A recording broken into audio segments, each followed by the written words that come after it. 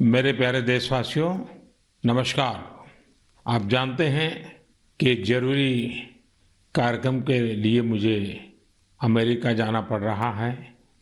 तो मैंने सोचा कि अच्छा होगा कि अमेरिका जाने से पहले ही मैं मन की बात रिकॉर्ड कर दूं। सितंबर में जिस दिन मन की बात है, उसी तारीख को एक और महत्वपूर्ण दिन होता है।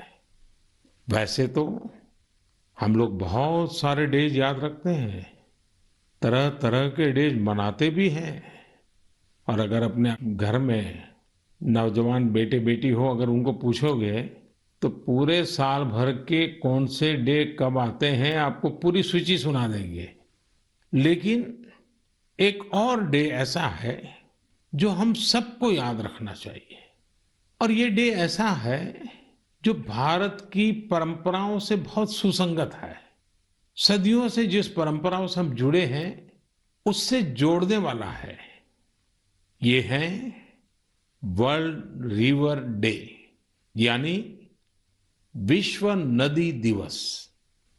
हमारे यहां कहा गया है, पिबन्ति नद्यः स्वयमेव नाम्भः, अर्थात नदियां अपना जल खुद नहीं पीती, बल्कि परोपकार के लिए देती है। हमारे लिए नदियां एक भौतिक वस्तु नहीं है, हमारे लिए नदी एक जीवंत इकाई है। और तभी तो हम नदियों को मां कहते हैं। हमारे कितने ही पर्व हो, त्योहार हो, उत्सव हो, उमंग हो, ये सभी हमारी इन माताओं की गोद में ही तो होते हैं। आप सब जानते ही हैं, माघ का महीना आता है तो हमारे देश में बहुत लोग पूरे एक महीने माँ गंगा या किसी और नदी के किनारे कल्पवास करते हैं।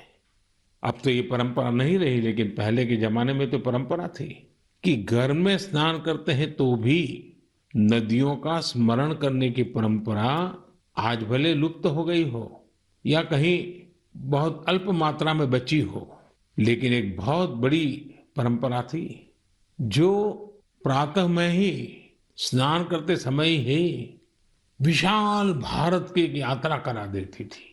मानसिक यात्रा, देश के कोने कोने से जुड़ने की प्रेरणा बन जाती थी। और वो क्या था, भारत में स्नान करते समय एक श्लोक बोलने की परंपरा रही है।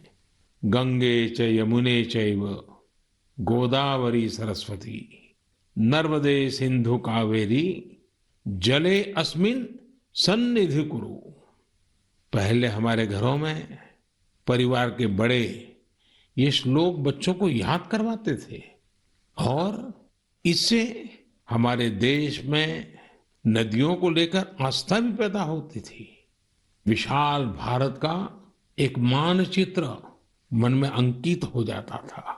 नदियों के प्रति जुड़ाव बनता था। जिस नदी को मां के रूप में हम जानते हैं, देखते हैं, जीते हैं, उस नदी के प्रति एक आस्था का भाव पैदा होता था। एक संस्कार प्रक्रिया थी। साथियों, जब हमारे देश में नदियों की महिमा पर बात कर रहे हैं तो स्वाभाविक रूप से हर कोई एक प्रश्न उठाएगा और प्रश्न उठाने का हक भी है और इसका जवाब देना ये हमारी जिम्मेवारी भी है। कोई भी सवाल पूछेगा कि भाई आप नदी के इतने गीत गा रहे हो, नदी को मां कह रहे हो, तो ये नदी प्रदूषित क्यों हो जाती है? हमारे शास्त्रों में तो नदियों में जरा सा प्रदूषण करने को भी गलत बताया गया है और हमारी परंपराएं भी ऐसी रही है। आप तो जानते हैं, हमारे हिंदुस्तान का जो पश्चिमी हिस्सा है, खास करके गुजरात और राजस्थान, वहाँ पानी की बहुत कमी है। कई बार अकाल पड़ता है और इसलिए वहाँ के समाज जीवन में एक नई परंपरा डेवलप हुई है। जैसे गुजरात में बारिश की शुरुआत होती है तो गुजरात में जल जीलनी एकादशी मनाते हैं। मतलब कि आज के युग में हम जिसको कहते हैं कैच द रेन, वो वही बात है कि जल के एक एक बिंदु को अपने में समेटना, जल जीलनी। उसी प्रकार से बारिश के बाद बिहार और पूरब के हिस्सों में छठ का महापर्व मनाया जाता है। मुझे उम्मीद है कि छठ पूजा को देखते हुए नदियों के किनारे घाटों की सफाई और मरम्मत की तैयारी शुरू कर दी गई होगी। हम नदियों की सफाई और उन्हें प्रदूषण से मुक्त करने का काम सबके प्रयास और सबके सहयोग से कर ही सकते हैं। नमामि गंगे मिशन भी आज आगे बढ़ रहा है, तो इसमें सभी लोगों के प्रयास एक प्रकार से जन जागृति, जन आंदोलन, उसकी बहुत बड़ी भूमिका है। साथियों, जब नदी की बात हो रही है, माँ गंगा की बात हो रही है, तो एक और बात की और भी आपका ध्यान आकर्षित करने का मन करता है। बात जब नमामि गंगे की हो रही है, तो जरूर एक बात पर आपका ध्यान गया होगा और हमारे नौजवानों का तो पक्का गया होगा। आजकल एक विशेष ई ऑक्शन, ई नीलामी चल रही है। ये इलेक्ट्रॉनिक नीलामी उन उपहारों की हो रही है जो मुझे समय समय पर लोगों ने दिए हैं। इस नीलामी से जो पैसा आएगा वो नमामि गंगे अभियान के लिए ही समर्पित किया जाता है। आप जिस आत्मीय भावना के साथ मुझे उपहार देते हैं, उसी भावना को ये अभियान और मजबूत करता है। साथियों, देश भर में नदियों को पुनर्जीवित करने के लिए, पानी की स्वच्छता के लिए सरकार और समाज सेवी संगठन निरंतर कुछ न कुछ करते रहते हैं। आज से नहीं, दशकों से ये चलता रहता है। कुछ लोग तो ऐसे कामों के लिए अपने आप को समर्पित कर चुके होते हैं और यही परंपरा, यही प्रयास, यही आस्था हमारी नदियों को बचाए हुए है। और हिंदुस्तान के किसी भी कोने से जब ऐसी खबरें मेरे कान पे आती हैं, ऐसे काम करने वालों के प्रति एक बड़ा आदर का भाव मेरे मन में जगता है और मेरा भी मन करता है कि वो बातें आपको बताऊं। अब देखिए, तमिलनाडु के वेल्लोर और तिरुवन्नामलाई जिले का एक उदाहरण देना चाहता हूं। यहाँ एक नदी बहती है, नागा नदी। अब ये नागा नदी बरसों पहले सूख गई थी। इस वजह से वहां का जलस्तर भी बहुत नीचे चला गया था। लेकिन वहां की महिलाओं ने बीड़ा उठाया कि वो अपनी नदी को पुनर्जीवित करेगी। फिर क्या था, उन्होंने लोगों को जोड़ा, जन भागीदारी से नहरें खोदी, चेक डैम बनाए, रिचार्ज कुएं बनाए। आपको भी जानकर के खुशी होगी साथियों कि आज वो नदी पानी से भर गई है। और जब नदी पानी से भर जाती है ना, तो मन को इतना सुकून मिलता है। मैंने प्रत्यक्ष इसका अनुभव किया है। आप में से बहुत लोग जानते होंगे कि जिस साबरमती के तट पर महात्मा गांधी ने साबरमती आश्रम बनाया था, पिछले कुछ दशकों में ये साबरमती नदी सूख गई थी। साल में 6-8 महीने पानी नजर ही नहीं आता था। लेकिन नर्मदा नदी और साबरमती नदी को जोड़ दिया, तो अगर आज आप अहमदाबाद जाओगे तो साबरमती नदी का पानी ऐसा मन को प्रफुल्लित करता है। इसी तरह बहुत सारे काम, जैसे तमिलनाडु की हमारी ये बहनें कर रही हैं, देश के अलग अलग कोने में चल रहे हैं। मैं तो जानता हूं कई हमारे धार्मिक परंपरा से जुड़े हुए संत हैं, गुरुजन हैं, वे भी अपनी आध्यात्मिक यात्रा के साथ साथ पानी के लिए, नदी के लिए बहुत कुछ कर रहे हैं। कई नदियों के किनारे पेड़ लगाने का अभियान चला रहे हैं, तो कहीं नदियों में बह रहे गंदे पानी को रोका जा रहा है। साथियों, वर्ल्ड रिवर डे जब आज मना रहे हैं, तो इस काम से समर्पित सबकी मैं सराहना करता हूं, अभिनंदन करता हूं। लेकिन हर नदी के पास रहने वाले लोगों को, देशवासियों को मैं आग्रह करूंगा कि भारत में कोने कोने में साल में एक बार तो नदी उत्सव मनाना ही चाहिए। मेरे प्यारे देशवासियों, कभी भी छोटी बात को, छोटी चीज को छोटी मानने की गलती नहीं करनी चाहिए। छोटे छोटे प्रयासों से कभी कभी तो बहुत बड़े बड़े परिवर्तन आते हैं। और अगर महात्मा गांधी जी के जीवन की तरफ हम देखेंगे तो हम हर पल महसूस करेंगे कि छोटी छोटी बातों की उनके जीवन में कितनी बड़ी अहमियत थी और छोटी छोटी बातों को लेकर के बड़े बड़े संकल्पों को कैसे उन्होंने साकार किया था। हमारे आज के नौजवान को ये जरूर जानना चाहिए कि साफ सफाई के अभियान ने कैसे आजादी के आंदोलन को एक निरंतर ऊर्जा दी थी। ये महात्मा गांधी ही तो थे जिन्होंने स्वच्छता को जन आंदोलन बनाने का काम किया था। महात्मा गांधी ने स्वच्छता को स्वाधीनता के सपने के साथ जोड़ दिया था। आज इतने दशकों बाद स्वच्छता आंदोलन ने एक बार फिर देश को नए भारत के सपने के साथ जोड़ने का काम किया है और ये हमारी आदतों को बदलने का भी अभियान बन रहा है। और हम ये न भूलें कि स्वच्छता ये सिर्फ एक कार्यक्रम है। स्वच्छता ये पीढ़ी दर पीढ़ी संस्कार संक्रमण की एक जिम्मेवारी है। और पीढ़ी दर पीढ़ी जब स्वच्छता का अभियान चलता है तब संपूर्ण समाज जीवन में स्वच्छता का स्वभाव बनता है। और इसलिए ये साल, 2 साल, एक सरकार दूसरी सरकार ऐसा विषय नहीं है। पीढ़ी दर पीढ़ी हमें स्वच्छता के संबंध में सजगता से, अविरत रूप से, बिना थके, बिना रुके, बड़ी श्रद्धा के साथ जुड़े रहना है और स्वच्छता के अभियान को चलाए रखना है। और मैंने तो पहले भी कहा था कि स्वच्छता ये पूज्य बापू को इस देश की बहुत बड़ी श्रद्धांजलि है और ये श्रद्धांजलि हमें हर बार देते रहना है, लगातार देते रहना है। साथियों, लोग जानते हैं कि स्वच्छता के संबंध में बोलने का मैं कभी मौका छोड़ता ही नहीं हूं और शायद इसीलिए हमारी मन की बात के एक श्रोता श्रीमान रमेश पटेल जी ने लिखा है, हमें बापू से सीखते हुए इस आजादी के अमृत महोत्सव में आर्थिक स्वच्छता का भी संकल्प लेना चाहिए। जिस तरह शौचालयों के निर्माण ने गरीबों की गरिमा बढ़ाई, वैसे ही आर्थिक स्वच्छता गरीबों को अधिकार सुनिश्चित करती है, उनका जीवन आसान बनाती है। अब आप जानते हैं, जनधन खातों को लेकर देश ने जो अभियान शुरू किया, इसकी वजह से आज गरीबों को उनके हक का पैसा सीधा सीधा उनके खाते में जा रहा है, जिसके कारण भ्रष्टाचार जैसी रुकावटों में बहुत बड़ी मात्रा में कमी आई है। ये बात सही है। आर्थिक स्वच्छता में टेक्नोलॉजी बहुत मदद कर सकती है।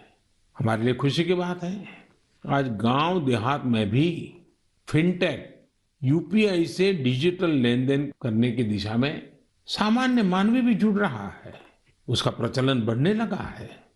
आपको मैं एक आंकड़ा बताता हूं, आपको गर्व होगा। पिछले अगस्त महीने में, एक महीने में यूपीआई से 355 करोड़ ट्रांजैक्शन हुए, यानी करीब करीब 350 करोड़ से ज्यादा ट्रांजैक्शन। यानी हम कह सकते हैं कि अगस्त के महीने में 350 करोड़ से ज्यादा बार डिजिटल लेन देन के लिए यूपीआई का इस्तेमाल किया गया है। आज एवरेज 6 लाख करोड़ रुपए से ज्यादा का डिजिटल पेमेंट यूपीआई से हो रहा है।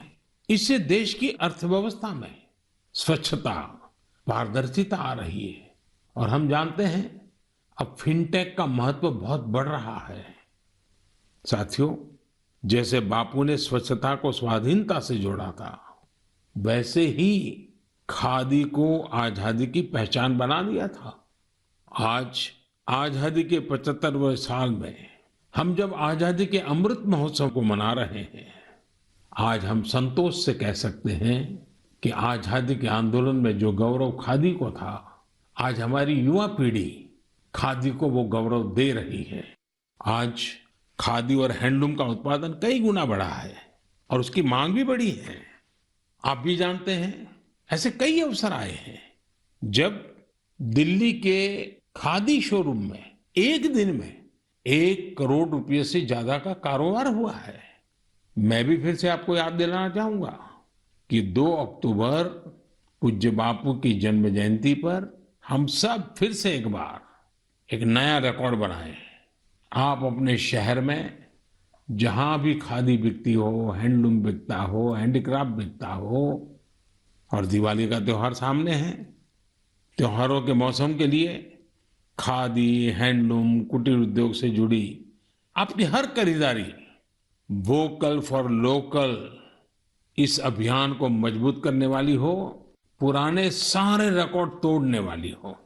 साथियों, अमृत महोत्सव के इसी कालखंड में देश में आजादी के इतिहास की अनकही गाथाओं को जन जन तक पहुंचाने का एक अभियान भी चल रहा है और इसके लिए नवोदित लेखकों को, देश के और दुनिया के युवाओं को आह्वान किया गया था। इस अभियान के लिए अब तक 13,000 से ज्यादा लोगों ने अपना रजिस्ट्रेशन किया है और वो भी 14 अलग अलग भाषाओं में। और मेरे लिए खुशी की बात यह भी है कि 20 से ज्यादा देशों में कई अप्रवासी भारतीयों ने भी इस अभियान से जुड़ने के लिए अपनी इच्छा जताई है। एक और बहुत दिलचस्प जानकारी है, करीब 5,000 से ज्यादा नए नवोदित लेखक आजादी के जंग की कथाओं को खोज रहे हैं। उन्होंने जो अनसंग हीरोज हैं, जो अनामी हैं, इतिहास के पन्नों पे जिनके नाम नजर नहीं आते हैं, ऐसे अनसंग हीरोज पर, थीम पर, उनके जीवन पर, उन घटनाओं पर कुछ लिखने का बीड़ा उठाया है। यानी देश के युवाओं ने ठान लिया है कि उन स्वतंत्र सेनानियों के इतिहास को भी देश के सामने लाएंगे जिनकी गत 75 वर्ष में कोई चर्चा तक नहीं हुई है। सभी श्रोताओं से मेरा आग्रह है, शिक्षा जगत से जुड़े सबसे मेरा आग्रह है, आप भी युवाओं को प्रेरित करें, आप भी आगे आएं। और मेरा पक्का विश्वास है कि आजादी के अमृत महोत्सव में इतिहास लिखने का काम करने वाले लोग इतिहास बनाने भी वाले हैं। मेरे प्यारे देशवासियों, सियाचिन ग्लेशियर के बारे में हम सभी जानते हैं। वहां की ठंड ऐसी भयानक है जिसमें रहना आम इंसान के बस की बात ही नहीं है। दूर दूर तक बर्फ ही बर्फ और पेड़ पौधों का तो नामो निशान नहीं है। यहाँ का तापमान -60 डिग्री तक भी जाता है। कुछ ही दिन पहले सियाचिन के इस दुर्गम इलाके में 8 दिव्यांग जनों की टीम ने जो कमाल कर दिखाया है, वो हर देशवासी के लिए गर्व की बात है। इस टीम ने सियाचिन ग्लेशियर की 15,000 फीट से भी ज्यादा की ऊंचाई पर स्थित कुमार पोस्ट पर अपना परचम लहराकर वर्ल्ड रिकॉर्ड बना दिया है। शरीर की चुनौतियों के बावजूद भी हमारे इन दिव्यांगों ने जो कारनामा कर दिखाया है, वो पूरे देश के लिए प्रेरणा है। और जब इस टीम के सदस्यों के बारे में जानेंगे तो आप भी मेरी तरह हिम्मत और हौसले से भर जाएंगे। इन जाबाज दिव्यांगों के नाम हैं महेश नेहरा, उत्तराखंड के अक्षत रावत, महाराष्ट्र के पुष्पक गवांडे, हरियाणा के अजय कुमार, लद्दाख के लोब्सांग चोस्पेल, तमिलनाडु के मेजर द्वारकेश, जम्मू कश्मीर के इरफान अहमद मीर और हिमाचल प्रदेश की चोंजिन एंगमो। सियाचिन ग्लेशियर को फतह करने का यह ऑपरेशन भारतीय सेना के विशेष बलों के वेटरन्स की वजह से सफल हुआ है। मैं इस ऐतिहासिक और अभूतपूर्व उपलब्धि के लिए इस टीम की सराहना करता हूं। यह हमारे देशवासियों के can do culture, can do determination, can do attitude के साथ हर चुनौती से निपटने की भावना को भी प्रकट करता है। साथियों, आज देश में दिव्यांग जनों के कल्याण के लिए कई प्रयास हो रहे हैं। मुझे उत्तर प्रदेश में हो रहे ऐसे ही एक प्रयास वन टीचर वन कॉल के बारे में जानने का मौका मिला। बरेली में यह अनूठा प्रयास दिव्यांग बच्चों को नई राह दिखा रहा है। इस अभियान का नेतृत्व कर रही हैं डभौरा गंगापुर में एक स्कूल की प्रिंसिपल दीपमाला पांडे जी। कोरोना काल में इस अभियान के कारण न केवल बड़ी संख्या में बच्चों का एडमिशन संभव हो पाया, बल्कि इससे करीब 350 से अधिक शिक्षक भी सेवा भाव से जुड़ चुके हैं। ये शिक्षक गांव-गांव जाकर दिव्यांग बच्चों को पुकारते हैं, तलाशते हैं और फिर उनका किसी न किसी स्कूल में दाखिला सुनिश्चित कराते हैं। दिव्यांग जनों के लिए दीपमाला जी और साथ ही शिक्षकों की इस नेक प्रयास की मैं भूरी भूरी प्रशंसा करता हूं। शिक्षा के क्षेत्र में ऐसा हर प्रयास हमारे देश के भविष्य को संवारने वाला है। मेरे प्यारे देशवासियों, आज हम लोगों की जिंदगी का हाल ये है कि एक दिन में सैकड़ों बार कोरोना शब्द हमारे कान पर गूंजता है। 100 साल में आई सबसे बड़ी वैश्विक महामारी कोविड-19 ने हर देशवासी को बहुत कुछ सिखाया है। हेल्थ केयर और वेलनेस को लेकर आज जिज्ञासा भी बढ़ी है और जागरूकता भी। हमारे देश में पारंपरिक रूप से ऐसे नेचुरल प्रोडक्ट्स प्रचुर मात्रा में उपलब्ध हैं जो वेलनेस यानी सेहत के लिए बहुत फायदेमंद है। ओडिशा के कालाहांडी के नांदोल में रहने वाले पतायत साहू जी इस क्षेत्र में बरसों से एक अनोखा कार्य कर रहे हैं। उन्होंने 1.5 एकड़ जमीन पर मेडिसिनल प्लांट लगाए हैं। यही नहीं, साहू जी ने इन मेडिसिनल प्लांट्स को डॉक्यूमेंटेशन भी किया है। मुझे रांची के सतीश जी ने पत्र के माध्यम से ऐसी ही एक और जानकारी साझा की है। सतीश जी ने झारखंड के एक एलोवेरा विलेज की ओर मेरा ध्यान दिलाया है। रांची के पास ही